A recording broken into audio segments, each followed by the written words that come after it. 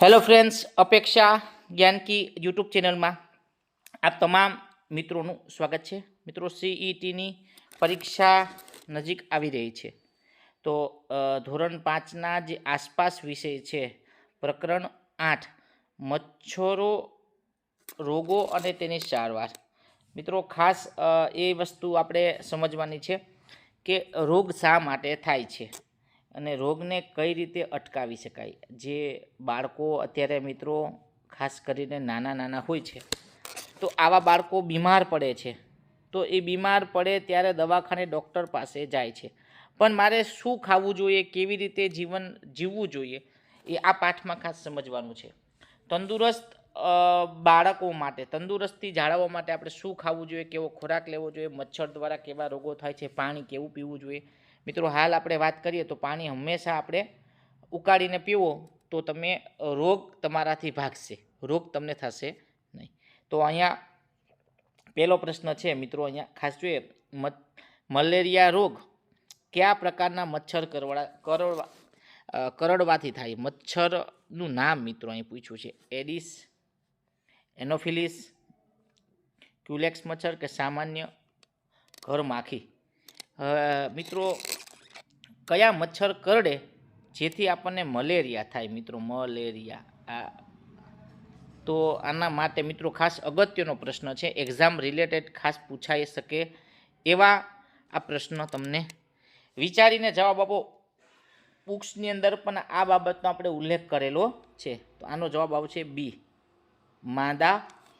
મિત્રો, એનોફિલિસ નામના મચ્છર છે એ કરડે તો તમને મલેરિયા નામનો રોગ થાય છે।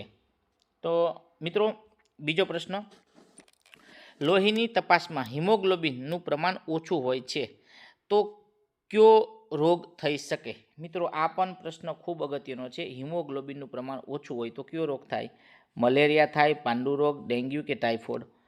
જવાબ આપો મિત્રો, તમે વિચારીને જવાબ આપો, શું હશે આપેલ ઓપ્શનનો જવાબ શું હશે। તો મિત્રો, અહીંયા આપણે ખાસ શું હશે, વિચારો, તમારું વિચારેલું સાચું હશે બી, પાંડુ રોગ પણ કહેવાય અથવા એને એનેમિયા આ રોગ થાય છે। ઓકે, ત્યાર પછીની વાત કરીએ, ત્રીજો પ્રશ્ન, મલેરિયાની દવા બનાવવા માટે કયા વૃક્ષની છાલનો ઉપયોગ થાય છે। તો આ પ્રશ્ન તમારે મિત્રો કોમેન્ટમાં આપવાનો છે, મને ખ્યાલ છે ને ચોપડીમાં પણ આનો ઉલ્લેખ કર્યો છે, તમે જાતે એનો જવાબ આપજો। ઓકે, નીચેનામાંથી કયા રોગમાંથી, કયા ખોરાકમાંથી લોહ તત્વ વિપુલ પ્રમાણમાં, મિત્રો લોહ તત્વ તમને વિપુલ પ્રમાણમાં મળે, દૂધ, ચોખા છે, ગોળ, આમળા, લીલા પાંદડાવાળા શાકભાજી, બટેકા, શક્કરિયા કે ઘી, તેલ।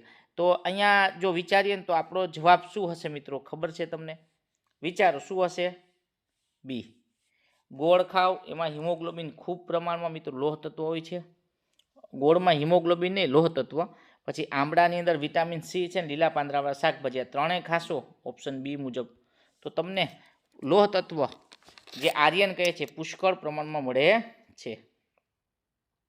ત્યાર પછી પાંચમો પ્રશ્ન, મચ્છરો દ્વારા ફેલાવતા રોગો અટકાવવા પાણીની ટાંકી કે ખાડામાં શું નાખવું જોઈએ। મિત્રો, પાણીની ટાંકીમાં આપણે શું નાખીએ, પાણી જે ભરાયેલું ઘર આગળ હોય અથવા નિશાની આજુબાજુમાં અથવા પડતળ જગ્યા, ખાડામાં પાણી ભરાણું છે, ત્યાં મચ્છર થાય છે, તો એ ખાડામાં આપણે શું નાખવું જોઈએ કે જેથી કરીને મચ્છર ઈંડા ન મૂકે, મચ્છરનો ફેલાવો, ઉપદ્રવ થાય નહીં।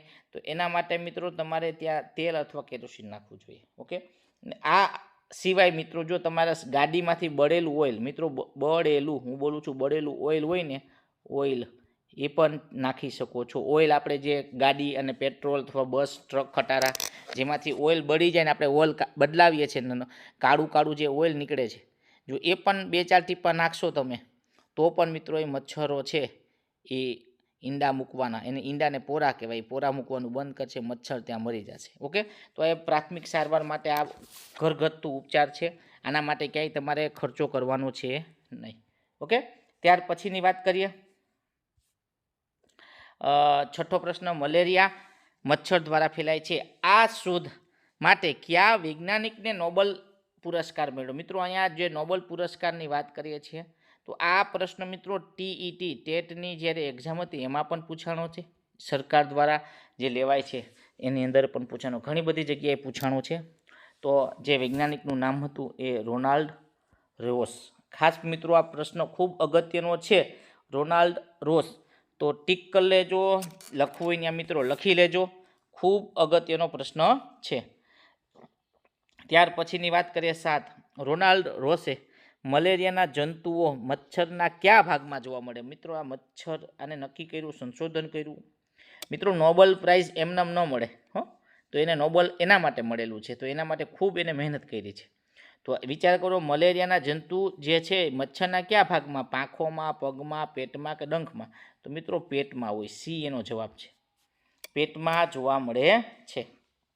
ત્યાર પછીનો મિત્રો વાત કરીએ, આગળ જોઈએ પ્રશ્નો 8 કે માખીઓ નીચેનામાંથી કયો રોગ ફેલાવવામાં મુખ્ય ભૂમિકા ભજવે છે? મિત્રો માખી, જે ઘરની અંદર આપણે માખીઓ જોવા મળે છે, તો એ માખી છે મલેરિયા, ડેન્ગ્યુ કે પેટના રોગો, ચિકનગુનિયા. તો મિત્રો સહજ આનો જવાબ આવે પેટના મિત્રો જે રોગ છે સી, એના માટે માખી જવાબદાર હોય છે.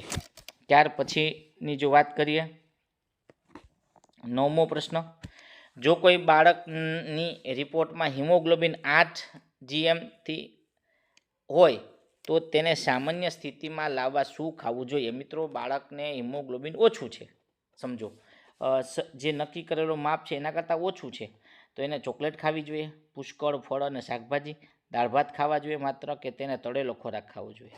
તો આ પ્રશ્ન ખૂબ સારો છે મિત્રો. તો આવા બાળકને પુષ્કળ ફળ ખાવા જોઈએ મિત્રો, પુષ્કળ ફળ. મિત્રો તમને અત્યારે શિયાળો છે તો બધી ભાજી આવે છે, પછી ગાજરનું જ્યુસ તમે પી શકો અત્યારે હાલ, પછી આંબળા છે એનું જ્યુસ પી શકો, સારા એવા આંબળા થાય છે અત્યારે માર્કેટમાં મળે છે શિયાળામાં, આંબળા ખૂબ ઉત્તમ કહેવાય છે. ઓકે, તો આ બધા, પછી બીટ છે, બીટ ખાઓ, મૂળા ખાઓ, ભાજી ખાઓ, ખૂબ સરસ. જેની મિત્રો આંખના તેજમાં આંખના નંબર હોય એ બાળકો તો હાલ મિત્રો શિયાળામાં ભાજી ખૂબ ખાય.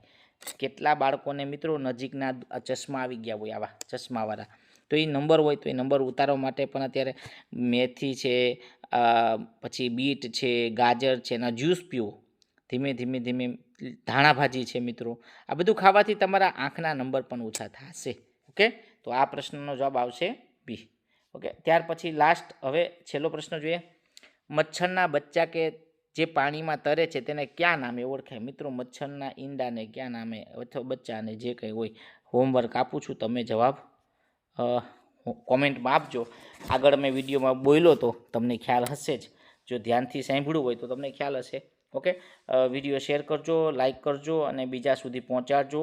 ધોરણ મિત્રો 5 જે બાળકો હવે આવશે એના માટે ચોથાવાળાને ગ્રુપમાં જોડી દો, જેથી કરીને એ પણ આપણી સાથે નવોદય માટે જોડાઈ જાય.